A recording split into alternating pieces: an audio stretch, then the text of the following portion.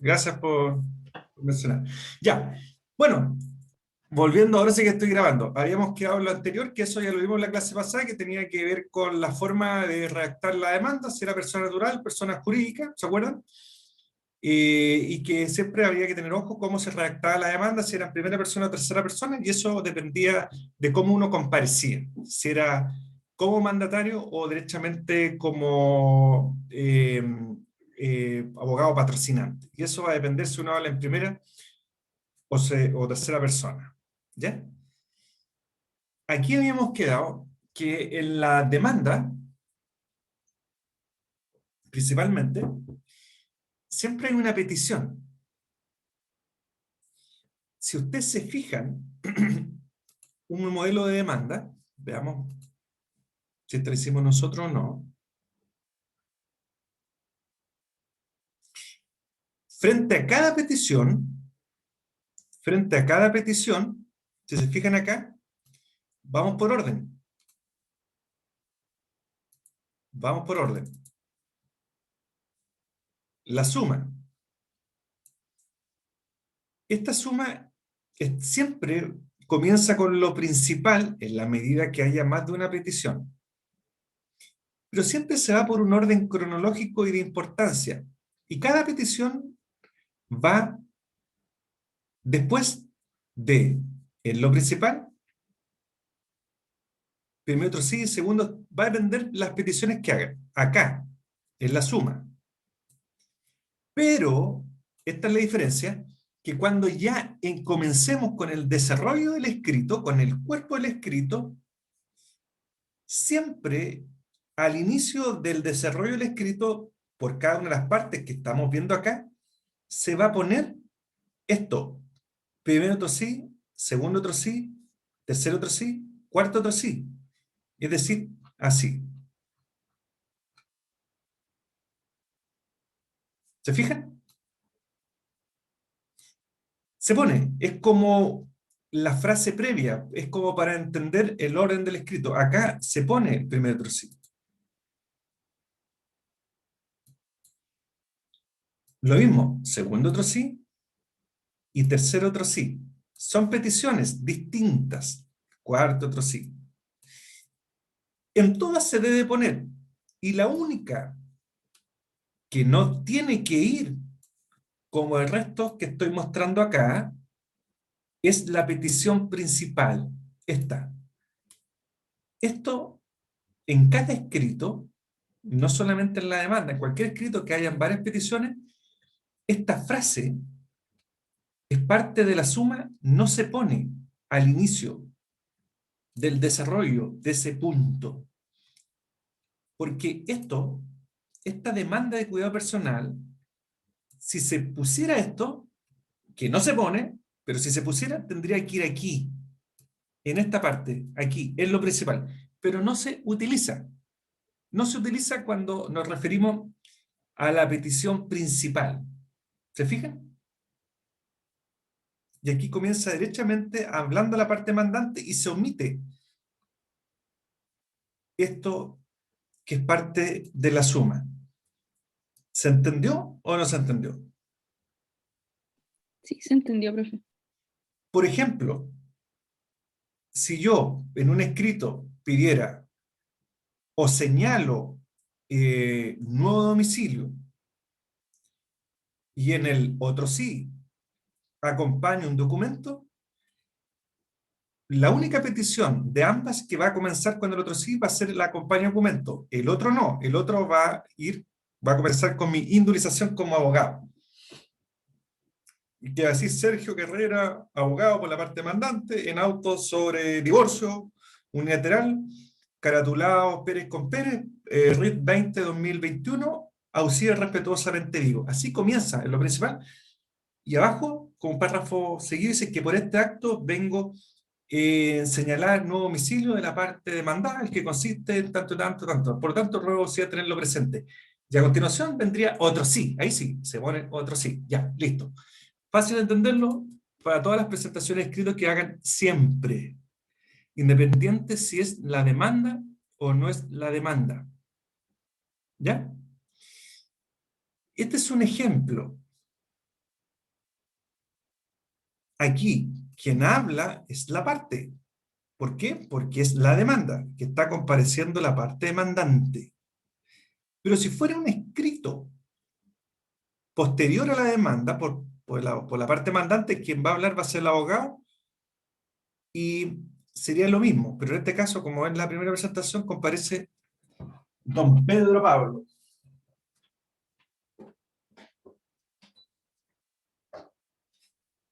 Y acá ustedes tienen que distinguir, en este ejemplo, cuál es la petición única o principal.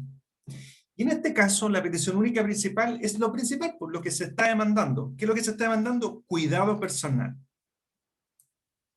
Cuidado personal. ¿Ya? Cuidado personal.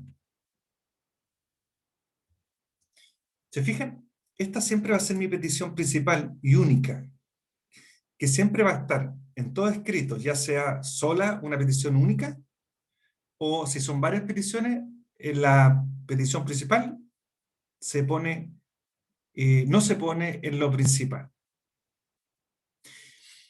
Y aquí yo podría darle el ejemplo, por ejemplo, estoy pensando para una prueba, o qué cosa que podría decirle, bueno, comience, por ejemplo, con la reacción, donde incluya la indemnización de la parte demandante, no sé, pues, cuando comparece el abogado, respecto de la petición de tanto y tanto.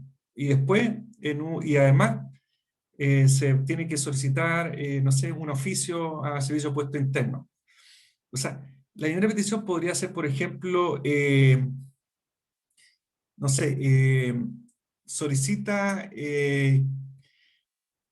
a ver, por ejemplo, a ver, sol- eh, se, se hace presente eh, que el domicilio de la parte mandante fue modificado tanto y tanto, y después se acompaña, y después uno acompaña un documento. El téngase presente, en ese caso sería lo más importante, y después el acompaña documento sería el otro sí. Y ahí uno tendría que estar capacitado para hacer esa redacción del escrito. Ya debiéramos hacerlo, o sea, sin copiar nada. Po. No sé, yo creo que no tiene ninguna complejidad. Lo importante es que la petición va a depender lo que estemos solicitando.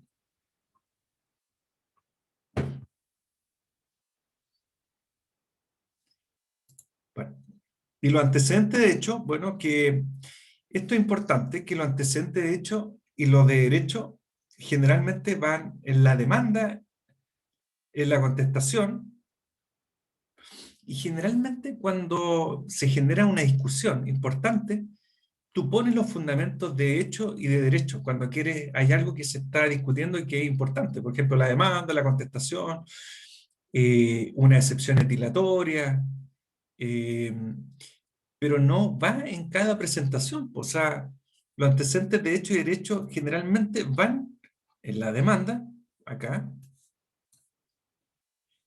pero si después uno ve cualquier escrito,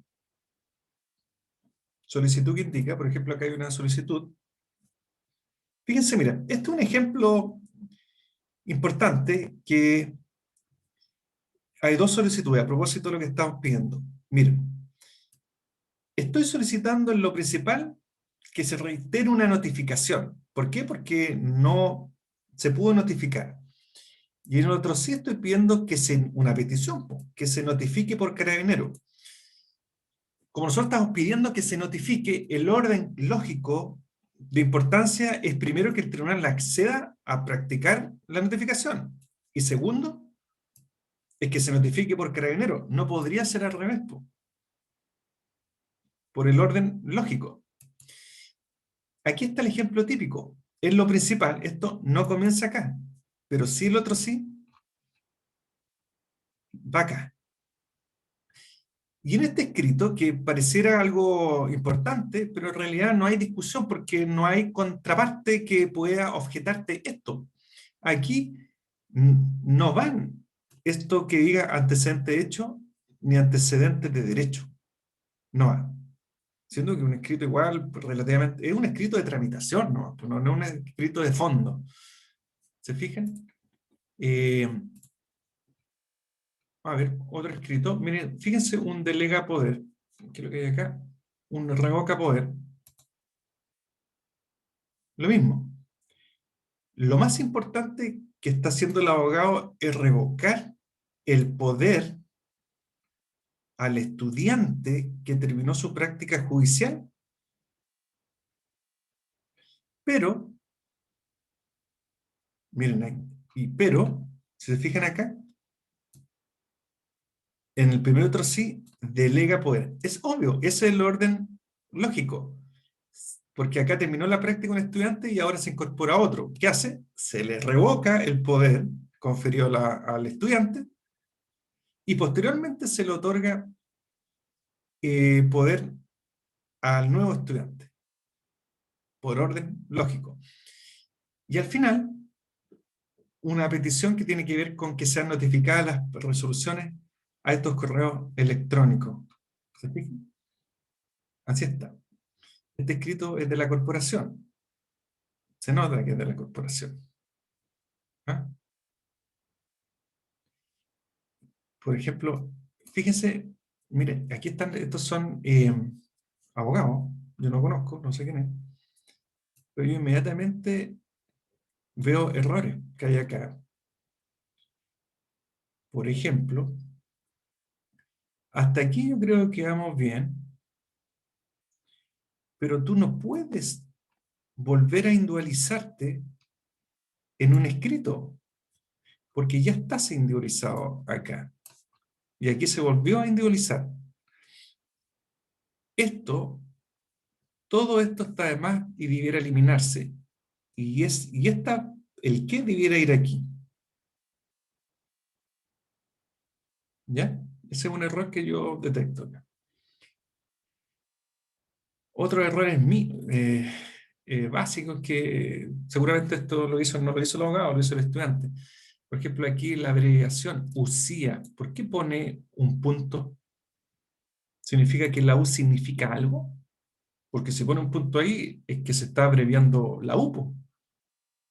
¿Y qué es lo que quiere decir aquí el abogado al poner eso US? Es como decir Estados Unidos, ¿ah?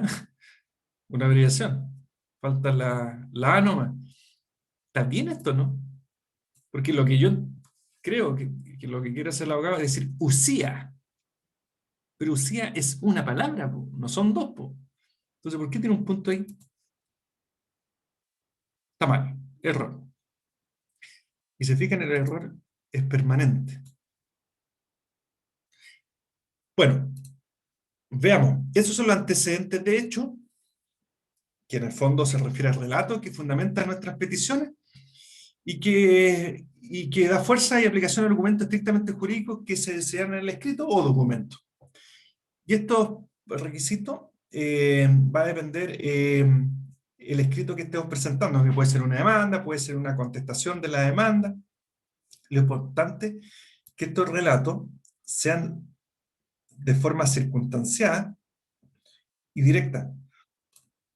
¿Saben por qué es importante? Sobre todo con la demanda, tener una buena relación de los hechos. ¿Por qué?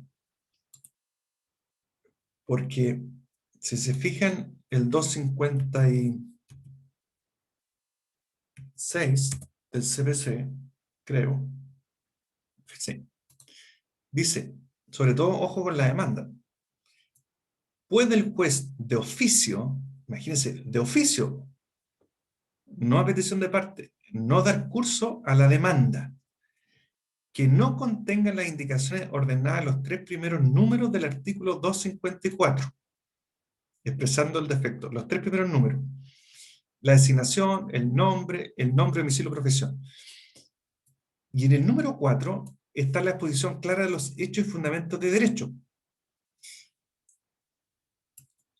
Si la demanda llegara a pasar, una demanda que no es traducible, que viene cualquier cosa, ahí lo que tú tendrías que hacer es oponer la excepción dilatoria, está la ineptitud del libelo, que sería la número 4.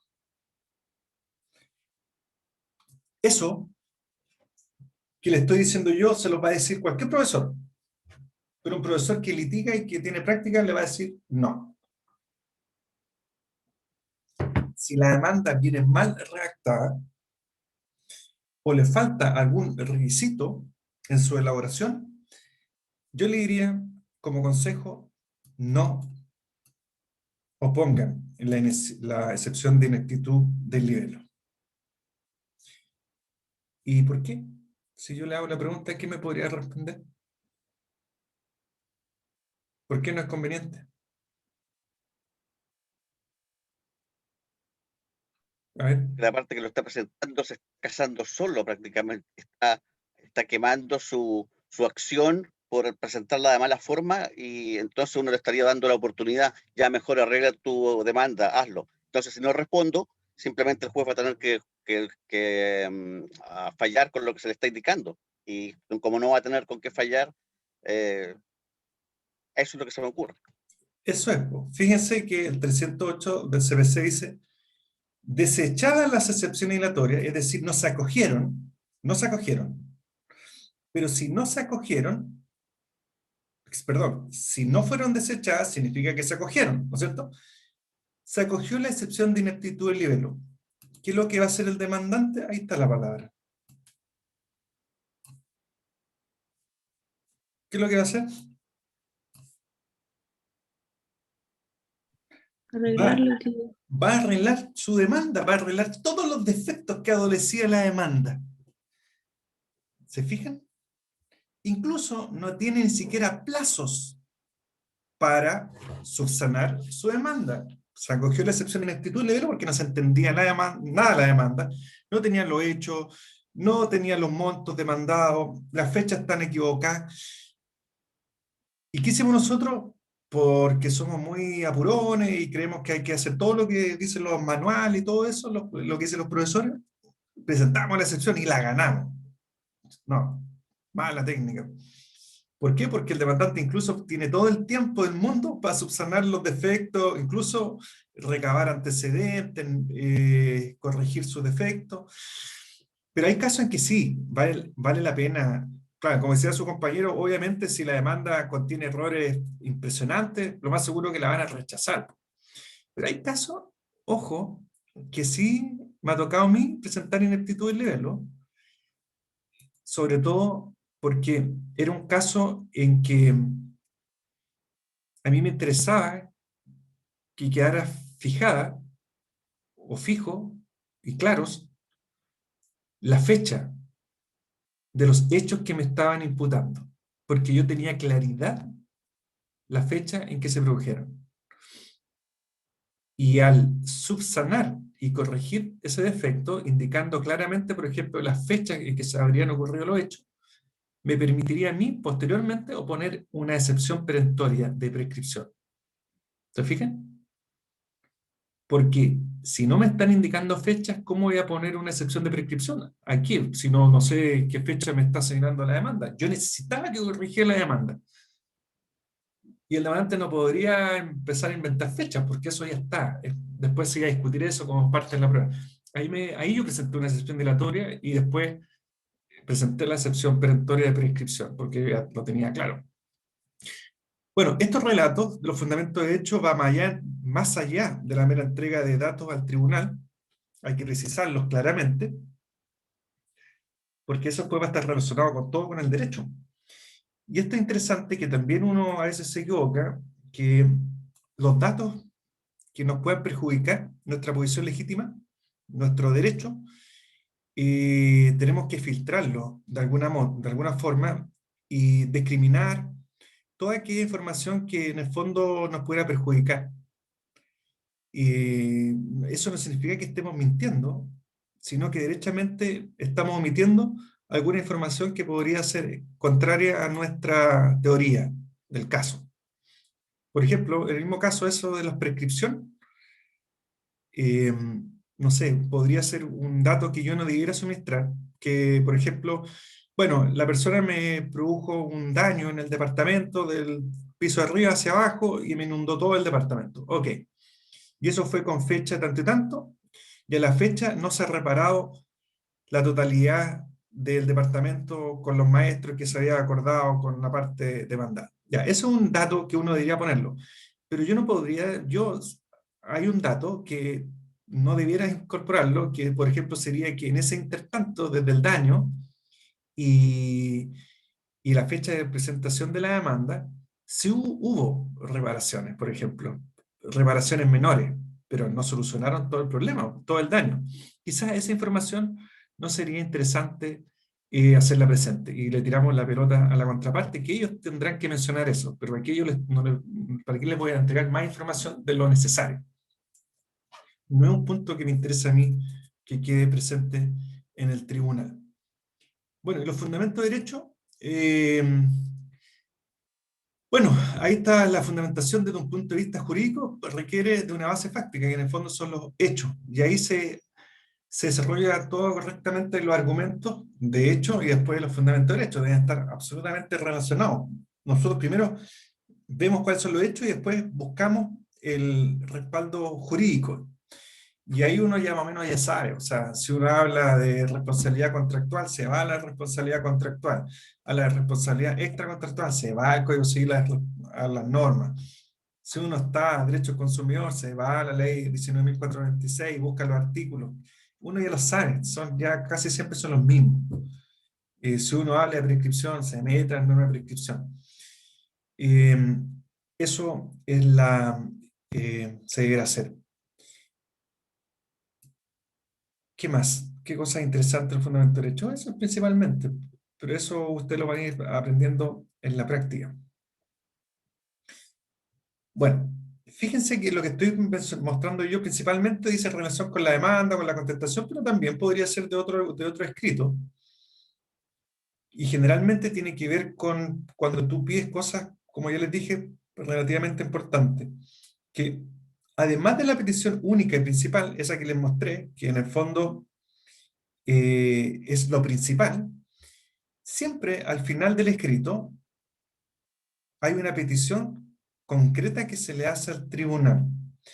Y esa, que está relacionada obviamente con los fundamentos de hecho y de derecho, y si se fijan, el por tanto siempre va al final de una demanda o de una querella, dependiendo en qué materia estamos, y esta parte es la petición que yo le hago al tribunal. Pero la petición es como la pretensión, esa es mi pretensión. Y eso va en cada presentación, el por tanto y el ruego usía. Si se fijan acá,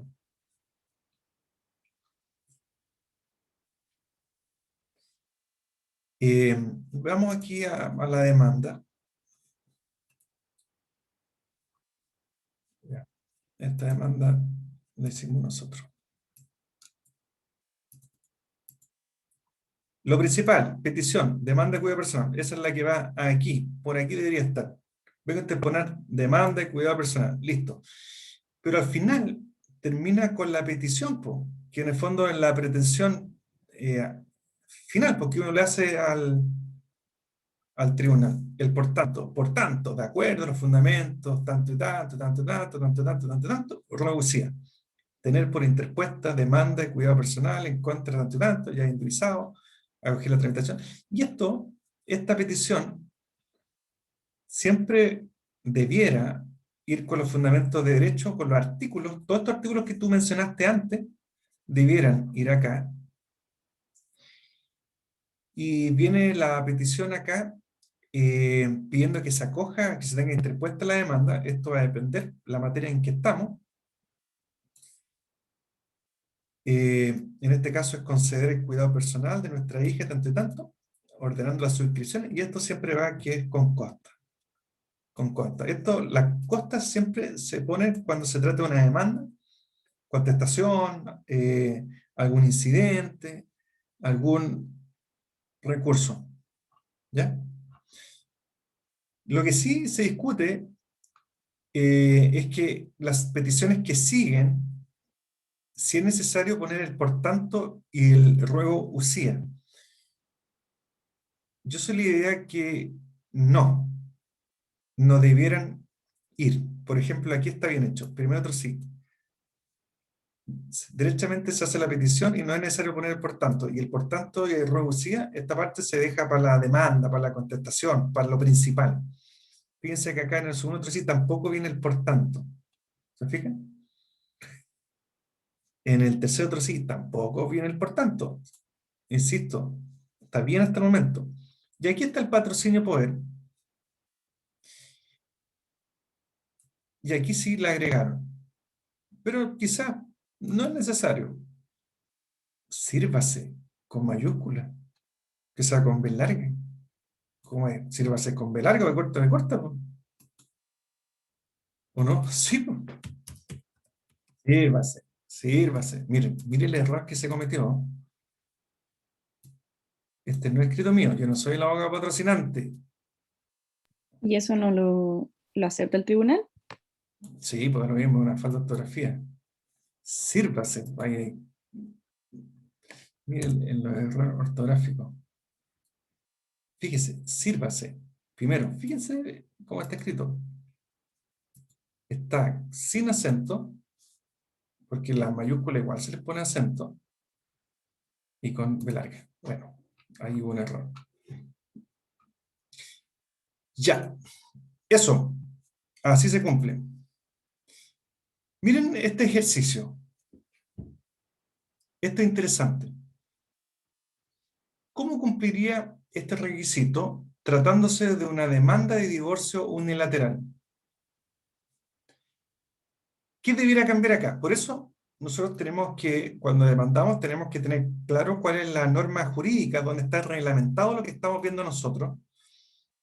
Y los artículos son dependiendo de la materia. Por ejemplo, si estamos en un divorcio unilateral, ¿qué tendríamos que citar nosotros?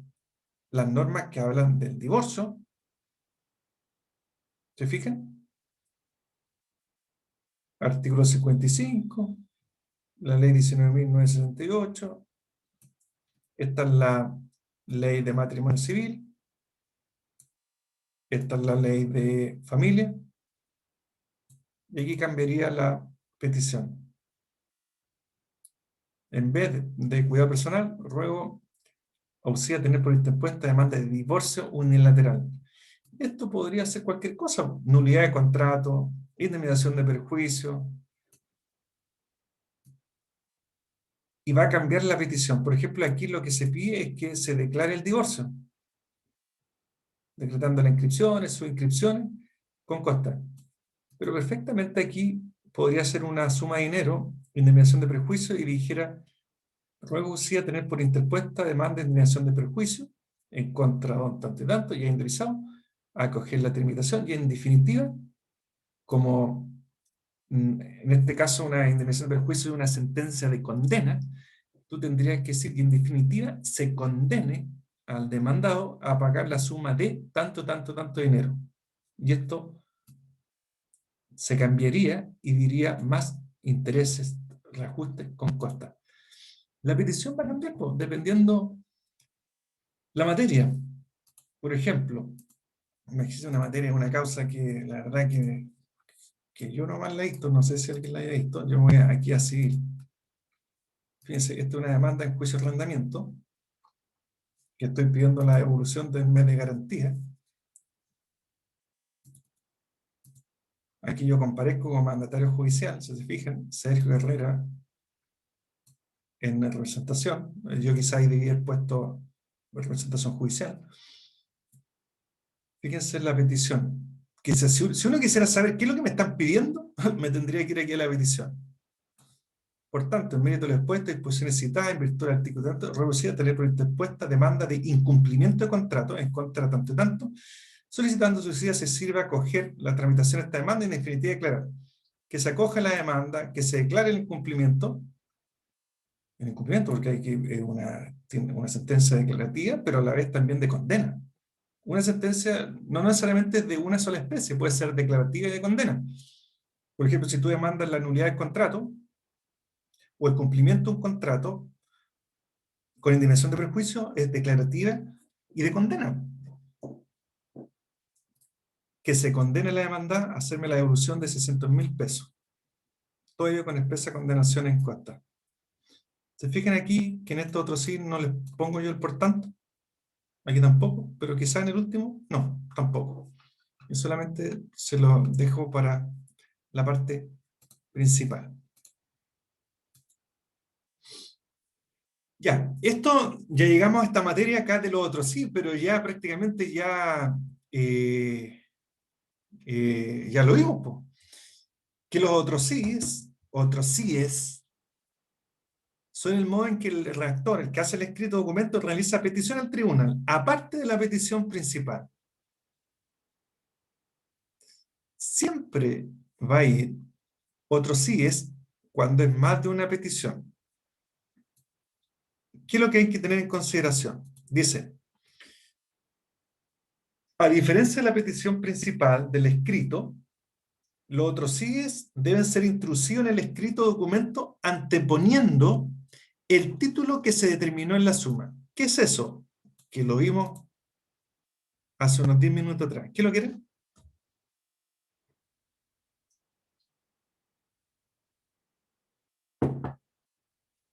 Léanlo. ¿Cómo? Ya lo vimos eso. ¿Qué significa eso? ¿Alguien entendió esto? ¿Eso que dice ahí?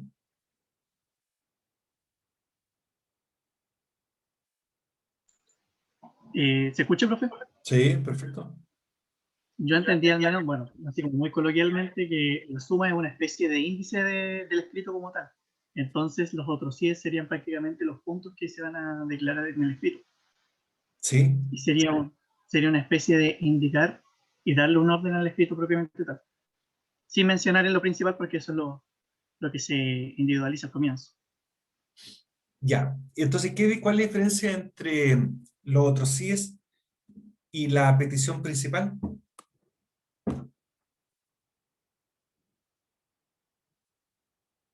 Desde un punto de vista de la redacción del escrito.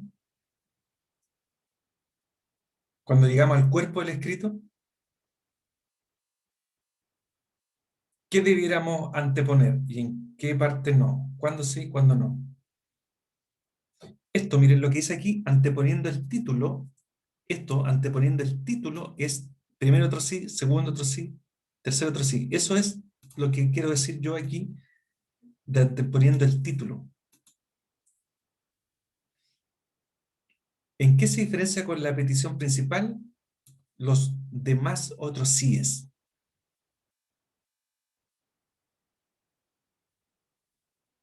Voy a mostrar de nuevo, para que duda, que la petición principal es esto. Demanda restitución de dinero entregado en garantía. Cada petición va con el encabezado previamente. Se le introduce el escrito, se le antepone el título. ¿Qué significa eso? Se le antepone el primero otro sí, el segundo otro sí, el tercero y cuarto, como está acá. ¿Se fijan? Pero cuando hablamos de la petición principal, esta, no se le antepone el título de en lo principal. ¿Se fijan? Porque aquí ya comenzamos. Aquí directamente comienza con el nombre de la parte que presenta el escrito. Ya, ¿se entendió, no? Sí. Ya, entonces no se puede olvidar. Sí, díganme. Entonces no, solo se pone el título de otro sí, cuarto otro sí, tercero otro sí, así. No es Desde necesario como, por ejemplo, lo que se redacta, así como téngase presente. Todas las peticiones que se hagan, salvo la principal, se le pone el primero, segundo, tercero, otro sí. Si el escrito tiene una sola petición, una, que sería lo principal, no se pone en lo principal. Y menos se pone la suma en lo principal. Se hace la petición en forma directa. Por ejemplo, si usted quiere delegar poder, y nada más en un escrito, en la suma, aquí se eliminaría todo esto. Y solo quedaría aquí escrito delega poder. Y como es una petición, no se va a poner ni en lo principal, ni nada, nada. Eso también hay que tenerlo claro. ¡Ojo! ¡Ojo, ojo! Acá,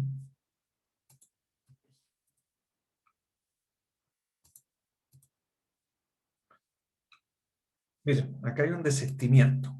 Un desistimiento. Este es el ejemplo, miren. Acá yo me estoy desistiendo la demanda. ¿Se fijan? Petición única.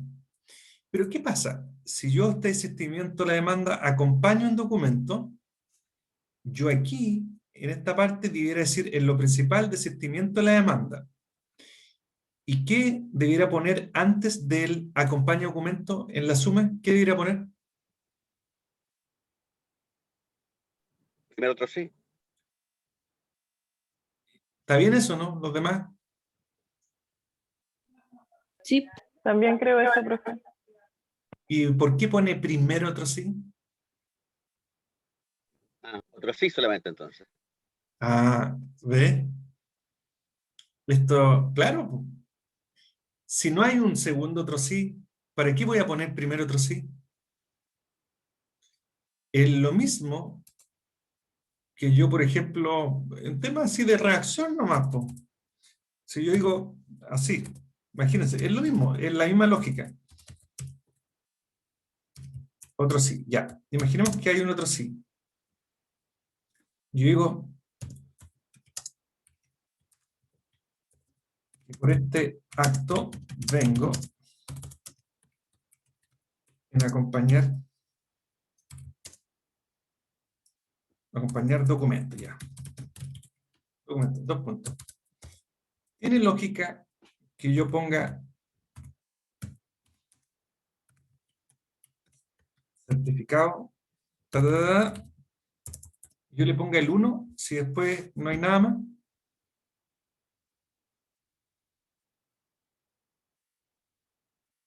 ¿Cuándo tendría que ir el 1? No debería eres uno. Claro, ¿cuándo tendría que ir el 1? En la medida que haya un segundo, porque se hace para individualizarlo. Por lo tanto, si hay solo en la suma, lo principal, y después viene todo esto, y viene un otro sí, no va primero otro sí, salvo que haya otro sí, y ahí tendría que cambiarse y poner primero y acá poner segundo. Pero si son dos peticiones, esta nunca va a llevar primero. Eso también se cae mucho, mucho, mucho, porque no lo saben, ¿no? O lo enseñaron, se lo olvidó, no sé.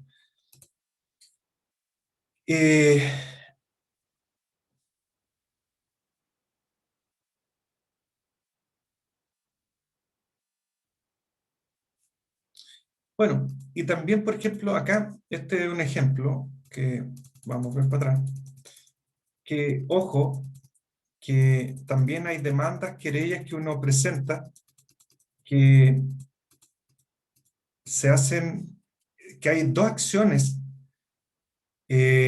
conjuntas. Por ejemplo, acá, esto es materia de consumidor, querella infraccional y primero otro sí, demanda civil de indemnización de perjuicio. Si son acciones, si en el fondo son pretensión, son demandas, en cada una es una demanda distinta. Por ejemplo, esto es una querella infraccional, se individualiza la persona y se individualiza el demandado. Pero si llegamos al primer otro sí, que es la demanda civil, esta es la demanda que está mala, que yo la mandé de vuelta, pero esperemos que contenga eso que yo imagino. Ya, ¿ves? También, primer otro sí. Viene también nuevamente la individualización. Son demandas distintas. En este caso, hay demandas que se pueden presentar conjuntamente, que son cosas distintas, no son incompatibles. Pero hay algunas demandas que uno puede presentar dos acciones distintas, pero son incompatibles, pero sí se permiten presentar, pero no conjuntamente. Esto está presentado conjuntamente, estas dos acciones, porque se puede, en materia de consumidor se puede presentar querella infraccional y demanda civil, porque son dos cosas distintas. Pero, por ejemplo, en materia laboral, tú puedes pedir, no sé si han visto esta materia, tutela de derechos fundamentales, porque tú estás demandando el procedimiento de tutela, pero tú podrías demandar también despido injustificado. Tú podrías demandar, pero ahí le agregas en subsidio. ¿Ah?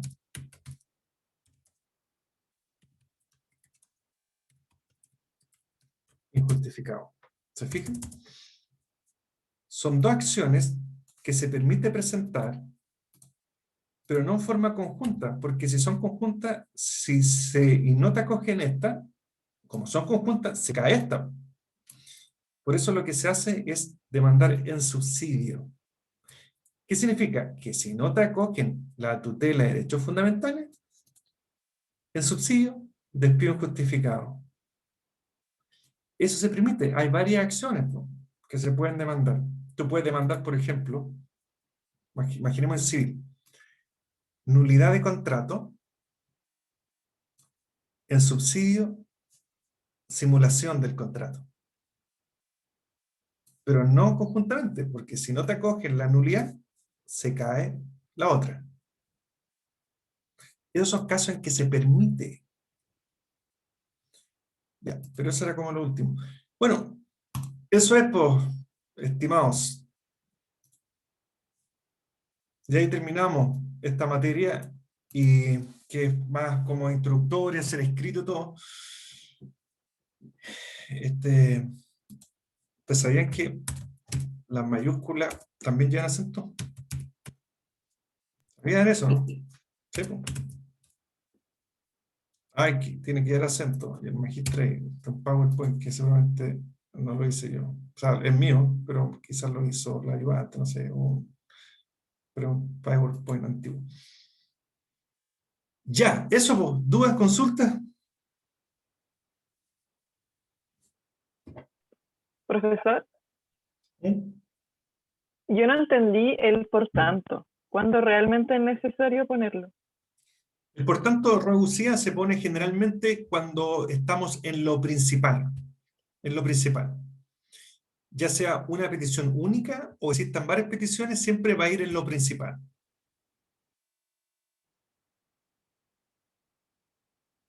¿Se entendió? Bueno, gracias. ¿Se Sí, entendió, no? sí. Mire, yo voy a agarrar cualquier escrito. A ver, uno cualquiera. Pero es que los escritos que uno encuentra acá tampoco significa que estén todos buenos, pero bueno, veamos algunos donde... chuta, aquí no tiene movimiento. Vámonos aquí a materia de familia. Y con eso nos vamos. Ya, Borges González, esto no causa eterna, ya, un escrito. Solicitud que indica. Ya, por ejemplo, acá hay una solicitud directa que va al por tanto reducida. Va, ¿ya? Otro escrito. Un evacúa traslado. Seguramente aquí van documentos o algo así. Tampoco, ya. Evacúa traslado, el por tanto acá. A ver, ¿qué escrito? Acumulación de autos. Ya, tampoco, ¿eh? Es puro escrito directo. Ya, la contestación de la demanda. Esta sí.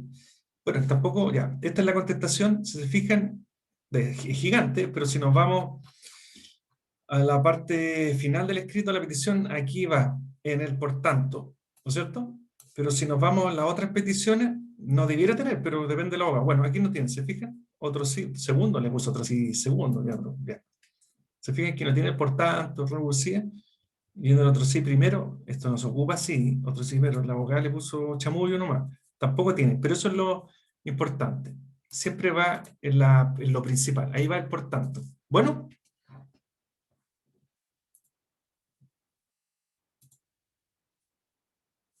Eso. ¿Alguna otra duda?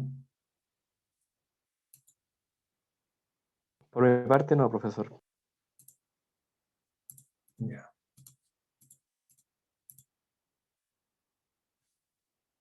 ¿Se fijan? Otro ejemplo.